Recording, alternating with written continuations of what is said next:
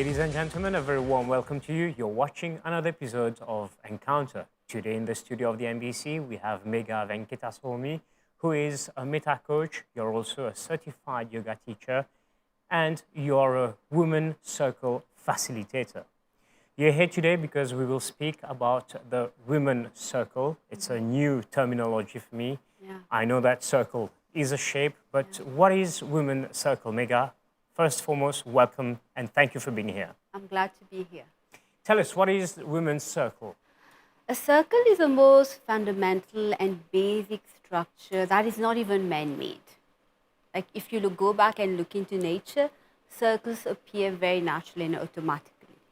Right now, you and me, we all circle. Now, people watching us might find this weird because we are like sitting far apart, and how come we all circle? The fundamental in a circle is you are here, I'm here, you don't know better, I don't know better, but there's something happening between you and me. There's an exchange.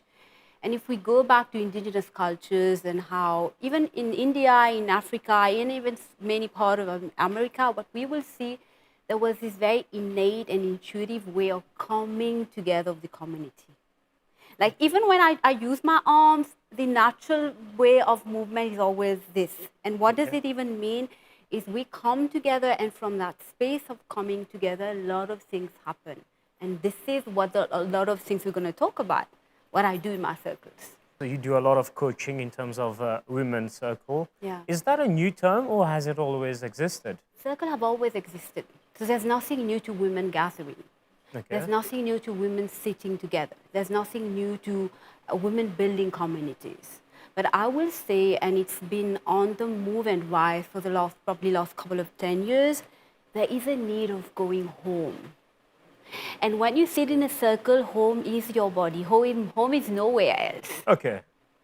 So when you sit together in a circle, and that's the beauty of the work, and that's how I end up being there, and that's how I end up doing what I do today, is when you sit in a circle as a woman, you're sitting with your mess and your glory, and you're sitting next to another woman and many other women facing you. Now, how do you show up with a mess and glory? That's one of the biggest challenges. How did teaching about Women's Circle come up to you? Do you have your own story? Is it something you always wanted to learn, or have you gone through things in life that led you onto this path? Now, first thing I want to really put forth is in Women's Circle, there is no teaching. I'm a facilitator, which means that when I step there and I sit there as a facilitator, I'm just holding space. And what holding space means is you may show up in your anxiety, in your panic. I've been walking on such a path that I'm not going to get you out of your anxiety and your panic. And this is what we need as community, is when somebody shows up and is freaking out, instead of telling them, it's okay, it's going to be right, this is not what that person needs. Let them show up in their anxiety and panic, and I hold space. I feel like we as humanity, we move in a space where we don't want to even rest on esoteric and unseen and unwritten words. We want hard proven facts. Yeah, science. And it's not even controlled by the mind, it's the body feels it. That's why a child will know when she wants to be touched or not. Like she likes this uncle, she doesn't like this other man. And it's all about moving in a space of grounding and easing and calming. And that's what circle do fundamentally. Now, how did I end up there? It's my own journey as a woman. I've had my share of wound, of pain, but as any woman on this plane, on this earth, I've had my share of trauma. Like a lot of women, we say they were never traumatized. If we start digging deeper, we all have our share of trauma. If it's not mine, it's transgenerational, I've inherited. So as I went on that path of saying, like, I want to do something with my own life, I went on what we call my own woman's spirituality journey. And for any woman, growth is very symbolic to dying. Like if you ask any woman who is in pain, she'll literally tell you like she's being teared wide open and she's dying and she can't explain what's happening. And that's the journey of a woman. That's how women evolve on this plane. We evolve by constantly going through that wave of dying and then coming out, and dying and coming out. So I've had my journey. I'm still on that journey. All right, that's very interesting. Megha, we'll just have a look at this small report and we'll invite the viewers also to have a look. to have a little bit more details about what is Women's Circle.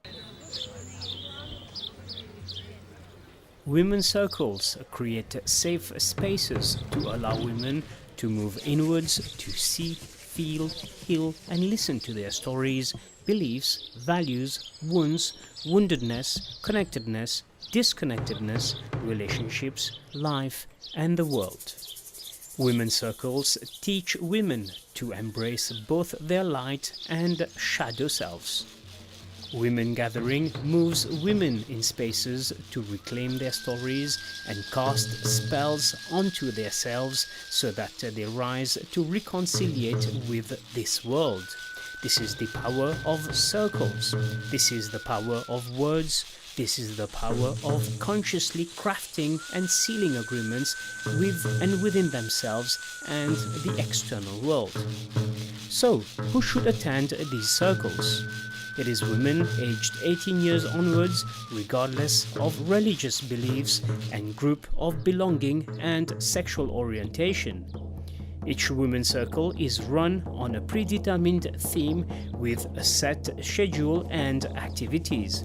The objective is to get the women as well as the facilitators to experience hands-on tools which they can use back home to further their way through life. As John O'Donoghue quotes, a blessing is a circle of light drawn around a person to protect, heal, and strengthen. Welcome back. We still have Megha with us in the studio. You mentioned something very interesting earlier, which is attachment trauma. Can you give us an example how that happens and how you deal with it? Yeah. So let's say when a child is born, like a baby, the basic is survival. So the child can't survive on his or her own. You need to feed him, keep him warm, keep her warm, and take care. So this fundamental need to survive is very prominent with a child. Now as the child grows up, there are more needs that shows up, like the need to be held, to be cared, to be nurtured, to be taken care of. Feeding a child is not enough. Yes. Showing up for a child, like a child shows up and is afraid, a child is crying for whatever reason, like being present for that child and then starting to regulate with that child, like rocking that child, even telling your child, oh, you're afraid, I see you're afraid, let me come with you and hold you. So if a child, like most of us, I will say, we might even say all of us here on the studio, we haven't had this. Nobody has told us as a child, it's okay to be afraid. You're afraid? That's fine. You're angry? That's fine. You're going to be fine after you're angry. You want to cry? Go ahead and cry. You're going to be fine. And when an adult does that, it's called co-regulating with a child. So as a child, when you learn that, when you grow into adulthood, then you will, when you actually start getting angry and frustrated and irritated, then you know you were given healthy beginning cues from the beginning of your life. You're going to use that, and now you self-regulate, which means you're aware of your emotion, you use that. Now, what happens as a child if you don't have this? What do you do as a child? Well, you tend to block yourself out, or you reassure yourself. Exactly. You'll numb it down. You'll numb it down because you want to survive. Yeah. You'll numb it down because if you start being who you are naturally, you've already understand that I will not be able to belong to my family. So from a very tender age, majority of us, we have this message of, if you are being you, if you're going to be you, we're going to reject you. So for a child to survive, he or she is not going to jeopardize at any cost the cost of belonging to the family. And I feel as we age, that's the biggest struggle we have. And I can say it for women especially, but I know the same applies to men, which is why we reach a point in our life and it is big crisis. I don't know who I am. You don't know who you are because you blended to be something else because you don't want to not belong. What I understand is they maintain this way of living until they grow up, but when they grow up, this does not help them anymore. Exactly. And I think we were speaking about that earlier. What begins as coping becomes dysfunction. Okay. Let's take the simple example. What does depression mean? Depression means deep, I'm depressing something. That's what depression means. There's something happening here, I'm depressing it, I'm pushing it down. Okay. So what will a child do when a child feels pain?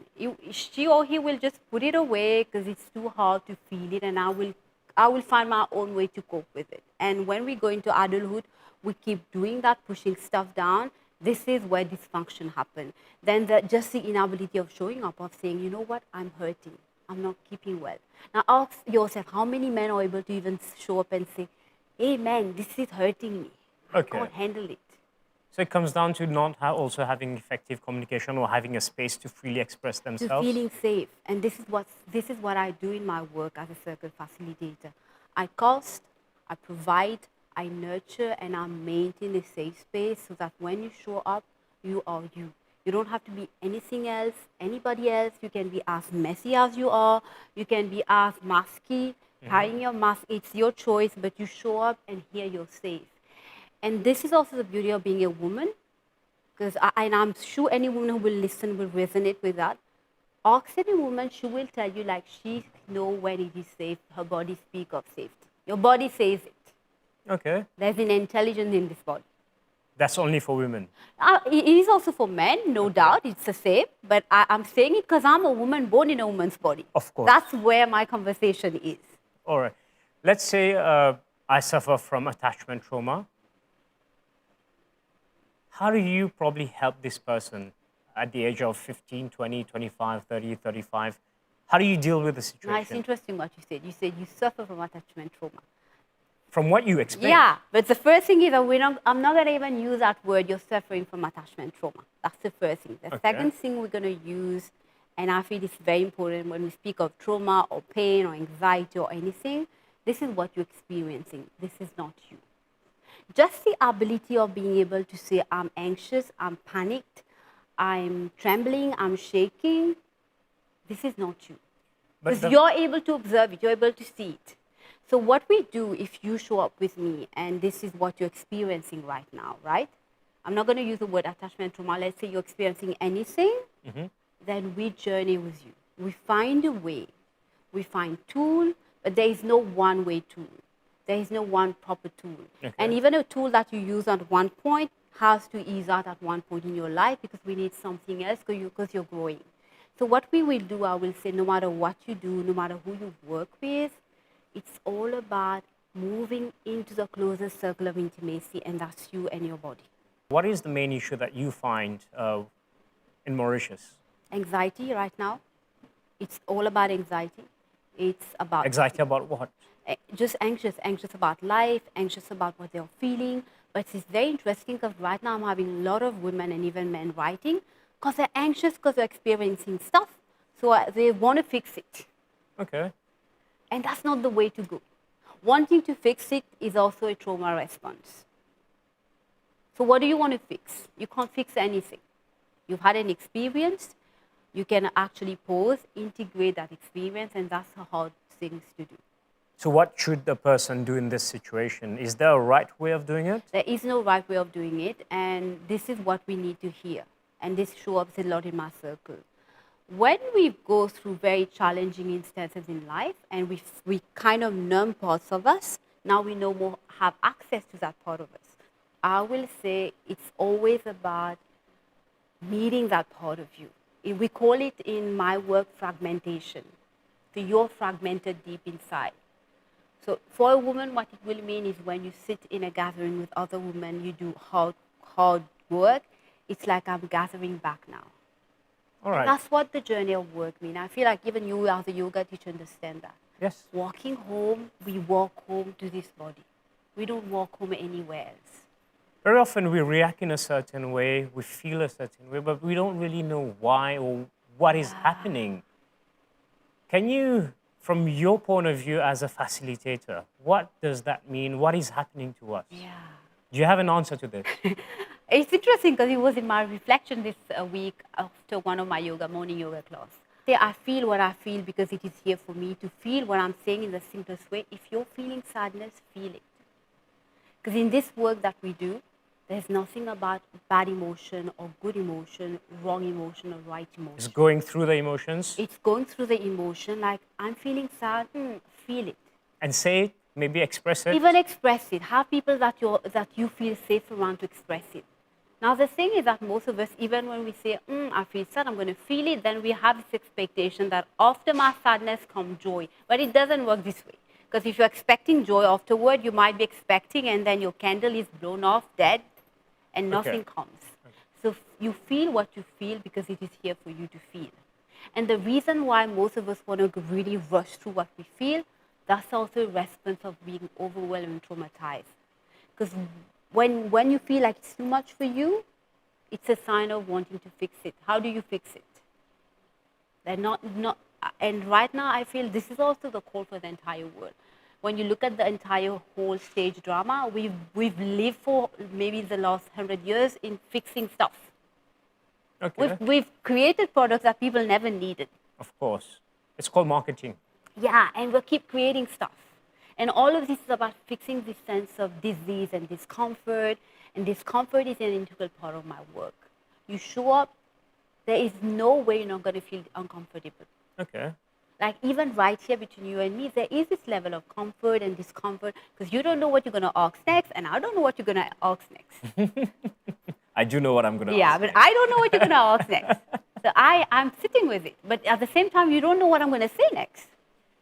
So what I understand is whatever you're feeling, it is okay to go through that feeling, whether it's losing someone, whether it's feeling sad, whether it's happy. It is okay. But we never complain when we feel happy. It's always when it has a negative connotation that it really affects us, and we're asking ourselves, where is life going? What is happening? What do we do next? But when we're happy, we never ask those questions. So maybe there's a point of reflection to be done there. There is. And I'll add by saying that maybe for the last 10 years, I don't know if you've noticed this, you yourself in the work that you do, there's this entire drama around positive and positive and positive and almost shaming people who are grieving. Like, you've lost someone. How can you expect to be okay within a month? It's not human. Your relationship ended. How can you not cry for like three months or 6 months? It's like it's inhuman. So there is this thing that kind of fueling people, and people have, I would say many of us around the world have developed this very weird perception and beliefs. There's a around pressure not to attach to negative connotations. What are emotion? Emotion is energy in movement in your body. We say Okay. motion, energy in motion. Okay. So an emotion is nothing intelligent. Okay. It carries information, but it's a somatic experience. What I mean by somatic experience, it's something happening there. So if somebody asks me often in my coaching, like she says, like, I'm feeling sad, I'm like, localize your sadness where it is. If it's here somewhere in the body, I'm like, okay, that's a somatic experience. But often when some person says it's here in the head, that's a judgment. So that's a takeaway for anybody listening to us. If you're having some sort of experience and I ask you to localize it, it can't be localized in the body, but it's here. Now that's the judgment happening here. Those kind of trauma that are happening causes a lot of stress. And this is one of the main issues that people are facing nowadays and are finding it very hard to get past. What would be your advice to people in terms of dealing with those situations? It's very hard, It is hard. even harder with the current situation. It is.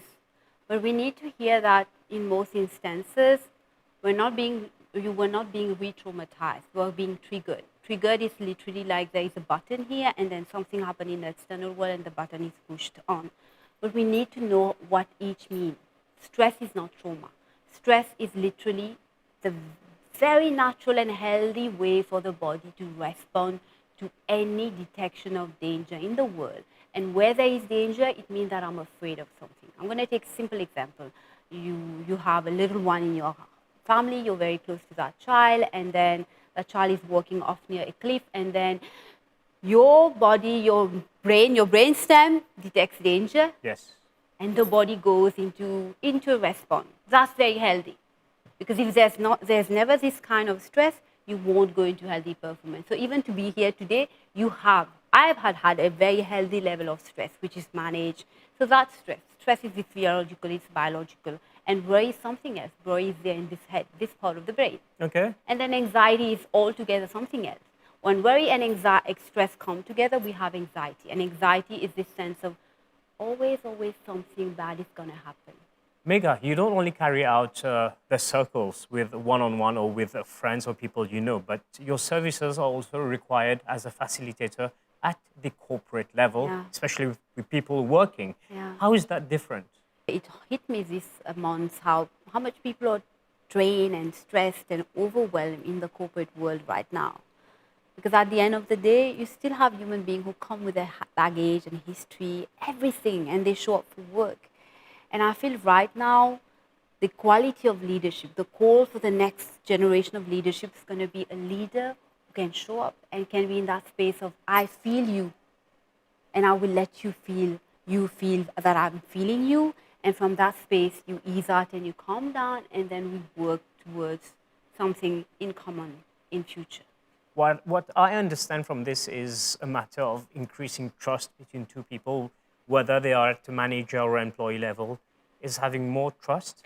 It's beyond trust, because trust comes from that space of, I don't know if you realize it, so far each time we've been speaking, you've been going back and forth, and literally our body has been synchronizing. Like I've been moving back and forth, and you've been doing same. Yes. So this is what I say, but I feel you, and you feel me feeling you, and I feel you feeling me feeling you. Okay. Yeah, that makes sense. That makes sense. And this is what we need right now, not just in corporate world, but in communities, in organization, because as human beings, we are communal. We can't regulate, we can't manage ourselves on our own unless we learn to manage ourselves in connection, in relationship, in union with others. So if right now somebody's listening to us and they are like, I'm freaking out, I can't do it on my own, well, very good. That's a great way to say, don't do it on your own. Never do it on your own. Go and find people out there, because they are all safe people to whom to work with. All right, fantastic. Before ending this interview, Megha, any final piece of advice you would like to share with our viewers? When you start that journey of whether you call it self-development, you want to call it spiritual journey, empowerment, or owning your power, know that this is not a journey to rush. Rushing is another sign of trauma. So it takes time.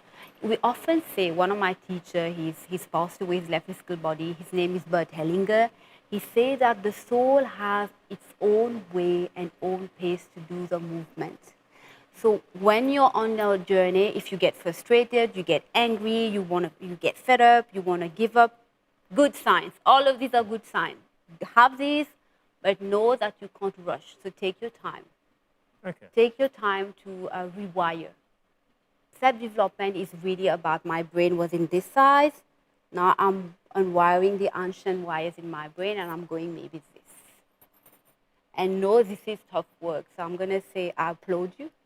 I congratulate you because of what you're doing right now. Even if it's simply breathing every day, because of this act of breathing every day, we're going to have a next generation of children who are going to be very different. Oh, fantastic. I like your optimism. Thank you very much for sharing your time and your knowledge with us and the viewers of Encounter. I'm sure they have found it very useful. So I'm sure we'll meet again, and all the best on your journey, Megha. Thank you. Ladies and gentlemen, we have now come to the end of this episode of Encounter. I hope you have enjoyed it as much as I have. If you have any questions, queries on the topic that was discussed or on the guest, please drop an email. It is encounter@mbc.net.mu. Until the very next episode, goodbye.